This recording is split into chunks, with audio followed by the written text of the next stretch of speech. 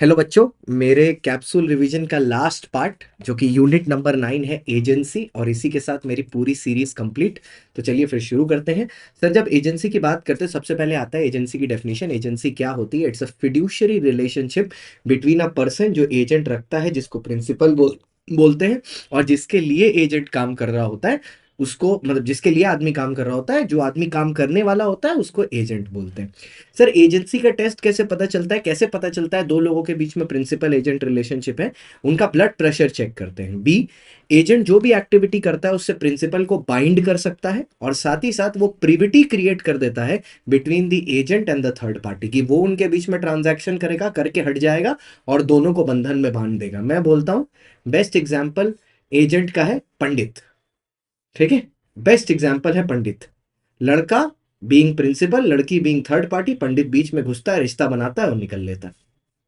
अच्छा, इसका एक लैटिन टर्म भी है, क्विट फेसिस पर एलियम फेसिट पर से, he who acts through an agent is himself acting. कि जब एजेंट कोई काम करता है उसके लिए प्रिंसिपल ही लायबल होता है। कौन एजेंट एम्प्लॉय कर सकता है? सर, कोई भी कर सकता है। जस्ट ये याद रखना है, principal should be a person of sound mind. वैसे तो ये भी लिखा हुआ है कि जो एजेंट होता है वो भी साउंड माइंड का होना चाहिए, माइनर नहीं होना चाहिए, लेकिन माइनर एजेंट बन सकता है। ठीक है, as long as principal competent of contract है, माइनर भी एजेंट बन सकता है। उसके बाद बात करते हैं हम लोग अथॉरिटी की। तो अथॉरिटी दो तरीके की होती है, एक होती है इम्प्लाइड, एक होती है एक्सप्रेस। सर, एक्सप्रेस अथॉरिटी मतलब जो आपको रिटन बाय कॉन्ट्रैक्ट दी गई है। इम्प्लाइड अथॉरिटी मतलब सीसीसी, जो केसेस पर डिपेंड करती है, सर्कमस्टांसेस पर डिपेंड करती है, कंडक्ट पर डिपेंड करती है। सीसीसी, केसेस, सर्कमस्टांसेस और कंडक्ट। अब जब इम्प्लाइड एजेंसी की बात करते हैं तो इम्प्लाइड एजेंसी में सबसे पहले, अब इम्प्लाइड एजेंसी जो टॉपिक है वो ये समझना, सामने वाला तुम्हारा एजेंट नहीं है, वो उस पर्टिकुलर सिचुएशन में तुम्हारा एजेंट जैसा काम कर रहा है। तो इसमें सबसे पहले आता है एजेंसी बाय एस्टॉपल, जहां पर प्रिंसिपल ने खुद रिप्रेजेंट किया है एक आदमी को कि वो उसका एजेंट है, जबकि एक्चुअली वो नहीं है। तो प्रिंसिपल उसकी एक्टिविटी से लायबल हो जाएगा। इसका एक एक्रोनिम भी है हमारा, इनोरे। ठीक है, और एक और एक्रोनिम भी है, राबी। ठीक है, so it basically means representation की गई है, एक्सप्रेस या इंप्लाइड है, वो चीज अथॉरिटी दी गई है उसको, प्रिंसिपल ने थर्ड पार्टी को इंड्यूस किया है, और सामने वाले ने इस रिप्रेजेंटेशन पर बिलीव किया है, तब वो आदमी एजेंट है और मैं उसका प्रिंसिपल माना जाऊंगा। नेक्स्ट है एजेंसी बाय नेसेसिटी। इसके ऊपर याद रखिएगा, एजेंसी बाय नेसेसिटी तब होती है जब कोई आदमी आपका एजेंट नहीं है, बट उसने उस सिचुएशन में आपके एजेंट जैसा काम किया। आपकी गाड़ी कहीं ठुकी हुई पड़ी थी, एक आदमी ने रास्ता में देखा, पुलिस को फोन करके आपकी गाड़ी टो करवा के आपके घर तक पहुंचा दी। That is agency by necessity. अब अगर यही सिचुएशन में आपका ड्राइवर ये काम करता, वो होती एजेंसी बाय इमरजेंसी। क्योंकि इमरजेंसी वाले केस में वो आदमी तुम्हारा एजेंट है, नेसेसिटी में वो एजेंट है नहीं। फिर आती है sir agency bye operation of law. यहां पर सामने वाला तुम्हारा agent bye operation of law है, जैसे प्रिंसिपल एजेंट रिलेशनशिप होती है म्यूचुअल एजेंसी के केस में, पार्टनरशिप में। That is by operation of law, जब कानून में ही लिखा है। फिर आता है एजेंसी बाय रैटिफिकेशन, जहां पर आप एक ट्रांजैक्शन को एक्सेप्ट कर लेते हो। लेकिन रैटिफिकेशन में ये याद रखिएगा, जब आप किसी चीज को एक्सेप्ट कर रहे हो तो वो पार्ट ट्रांजैक्शन के लिए नहीं हो सकता, कंप्लीट ट्रांजैक्शन के लिए होगा। रैटिफिकेशन ट्रांजैक्शन के बाद होगा। रैटिफिकेशन से आप लायबल होंगे, रैटिफिकेशन कंप्लीट नॉलेज के साथ होगा, और आपका रैटिफिकेशन किसी थर्ड पार्टी के लिए नुकसानदायक नहीं क्रिएट हो सकता। और सिर्फ वैलिड एक्टिविटी का ही रैटिफिकेशन होता है। बेटा कहीं खून करके आ गया, मां बोलती है मैं इसके लिए जेल चली जाऊंगी, वो नहीं हो सकता, because it's an illegal activity. उसके बाद एक्सटेंट ऑफ एजेंट्स अथॉरिटी आती है। तो नॉर्मल सर्कमस्टेंस में एजेंट कुछ भी कर सकता है जो उसके और प्रिंसिपल के बीच में अग्रीड है। लेकिन in the case of emergency, उसको अपने प्रिंसिपल को बचाने के लिए हर मुमकिन कोशिश करनी है। लेकिन वो करने से पहले उसको पीएनआर और बिजनेस क्लास देख लेना है। मतलब कोई कम्युनिकेशन पॉसिबल नहीं होनी चाहिए। उसने जो भी किया है वो प्रिंसिपल के बेस्ट इंटरेस्ट में किया है, प्रिंसिपल की कमर्शियल नेसेसिटी की वजह से किया है, most reasonable course of action लिया है, और गुड्स उसके पोजेशन में थे उस समय। अब एक कॉन्सेप्ट आता है सब एजेंट और सब्सटीट्यूटेड एजेंट का। लॉजिकली समझिएगा, सब एजेंट अपॉइंट करना गलत है, मैंने आपको कोई काम दिया, आप किसी और से वो काम करवा ले रहे हो, वो गलत है। मुझे आप पर भरोसा है, मैंने आपको दिया है, आप किसी और से वो काम नहीं करा सकते, वो है सब एजेंट।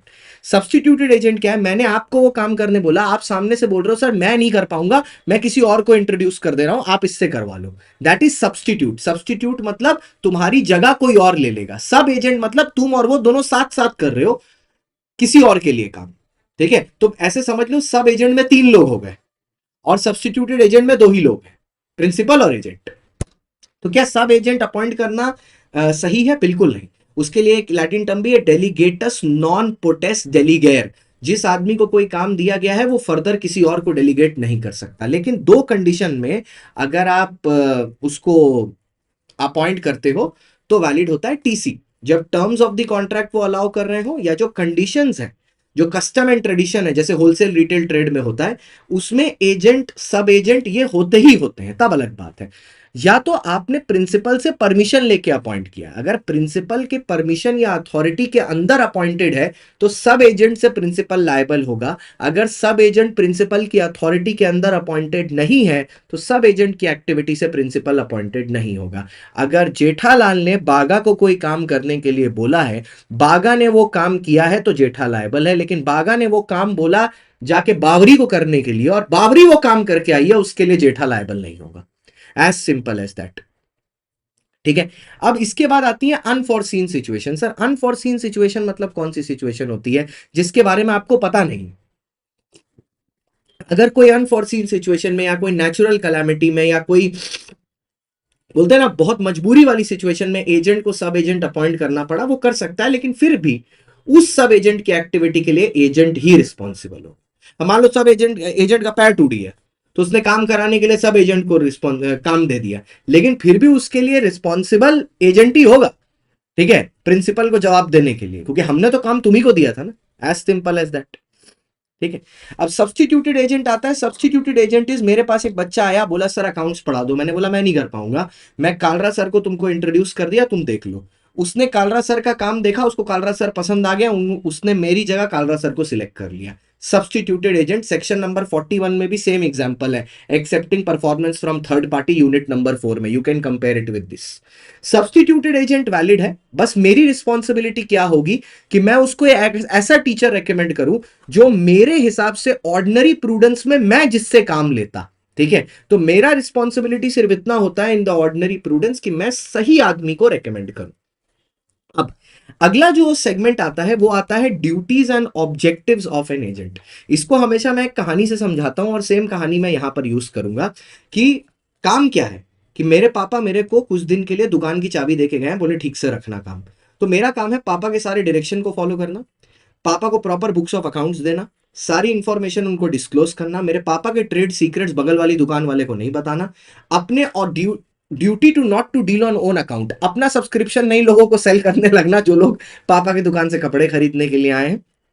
ठीक है, किसी भी सिचुएशन में अपने जो रेम्यूनरेशन है वो पापा से कुछ ले लेना, ठीक है, जो अपने हिस्से का बनता है, और ट्रू अकाउंट्स पापा को सबमिट करना, कुछ भी मैनिपुलेशन किए बिना। और अगर कहीं पर मैं फंस जाऊं तो पिताजी को कांटेक्ट करके उस बारे में पूछना। This is the duty of every agent. Now what is a right of every agent? जैसे ड्यूटी है तो राइट भी है।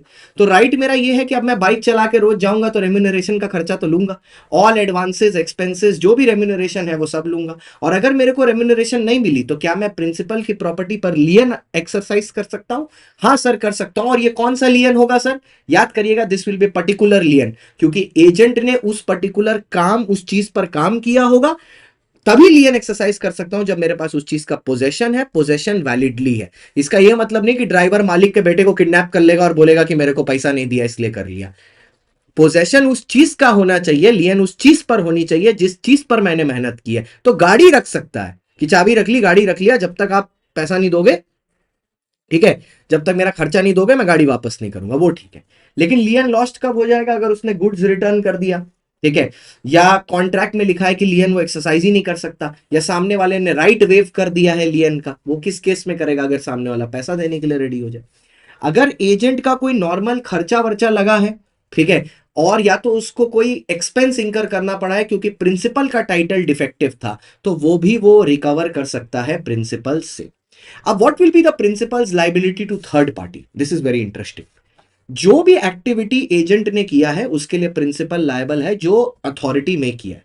अगर कुछ अथॉरिटी एक्सीड किया है, तो अगर आप एक्सीडिंग वाली और नॉर्मल वाली अथॉरिटी को अलग कर सकते हैं तो नॉर्मल वाली के लिए प्रिंसिपल लायबल है, एक्सीडिंग वाले के लिए प्रिंसिपल नहीं लायबल है। अगर आप दोनों को अलग नहीं कर सकते तो पूरे के लिए प्रिंसिपल लायबल है बाय एस्टॉपेल। अगर प्रिंसिपल ने अपने बिहेवियर से ऐसा दिखाया है, ठीक है, कि उसने अथॉरिटी दी है एजेंट को एक्टिविटी करने की, तो उस केस में प्रिंसिपल लायबल है। एक चीज और सुनना, in the ordinary course of business, मेरे को सबसे तंदुरुस्त ये लगता है, in the ordinary course of business, इस पे मेरे को केस स्टडी लगती आ सकती है। अगर फ्रॉड या मिसरिप्रेजेंटेशन एजेंट करता है तो प्रिंसिपल लायबल है। Other than ordinary course of business agent liable है। मतलब अगर बागा ने नकली फोन बेच दिया किसी को, नकली आईफोन बना के, ठीक है, डब्बा में रख के, उसके लिए जेठिया रिस्पॉन्सिबल है। लेकिन अगर बागा ने गेहूं की चोरी करके बेची है जो नॉर्मल कोर्स ऑफ बिजनेस में नहीं है, उसके लिए जेठालाल रिस्पॉन्सिबल नहीं है। ठीक है। थर्ड पार्टी का क्या राइट है सामने वाले के अगेंस्ट?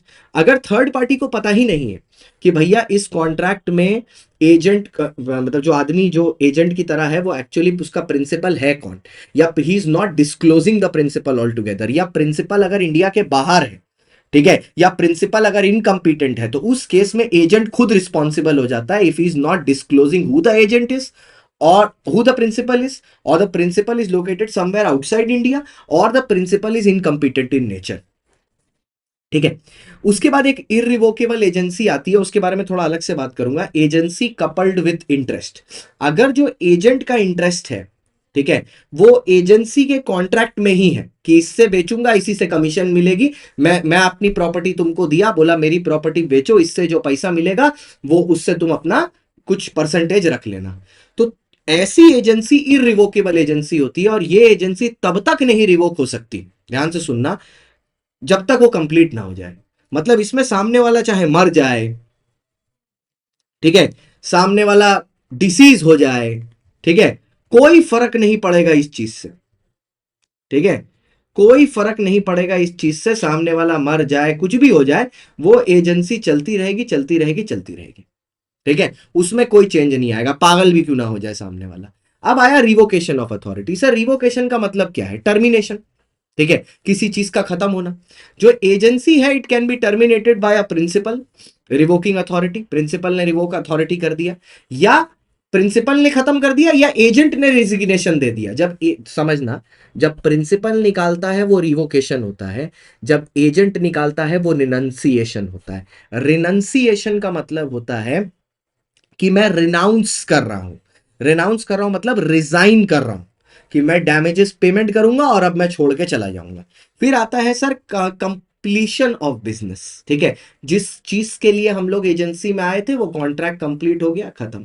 या दूसरा आता है डेथ या इंसेनिटी ऑफ द प्रिंसिपल या एजेंट, मरा गया, या प्रिंसिपल इंसॉल्वेंट हो गया, या टाइम ही खत्म हो गया जो एजेंसी का था, कॉन्ट्रैक्ट था 4 साल का, 4 साल का कॉन्ट्रैक्ट खत्म हो गया। अब इफेक्ट क्या होता है? देखो सर, आपका जो एजेंसी का टर्मिनेशन है वो कब से इंपैक्ट में आएगा? Let's relate it with section number 20 of Indian Partnership Act. जब थर्ड पार्टी को पता चला है कि ये आदमी is no longer your agent, तब आपका एजेंसी इफेक्ट में आएगा, उसके बिना नहीं आएगा। और अगर प्रिंसिपल ने एजेंट को निकाल दिया, उसके नीचे जितने भी सब एजेंट हैं वो भी ऑटोमेटिकली निकल जाएंगे। और जैसे ही एजेंसी खत्म होगी, प्रिंसिपल का काम है कि जो भी, मतलब जैसे ही एजेंसी खत्म होगी, एजेंट का काम है कि जो भी प्रिंसिपल की प्रॉपर्टी उसके पास है वो उसके राइटफुल ओनर को दे दे जाके। This we complete unit number 9 in 14 minutes. All the best.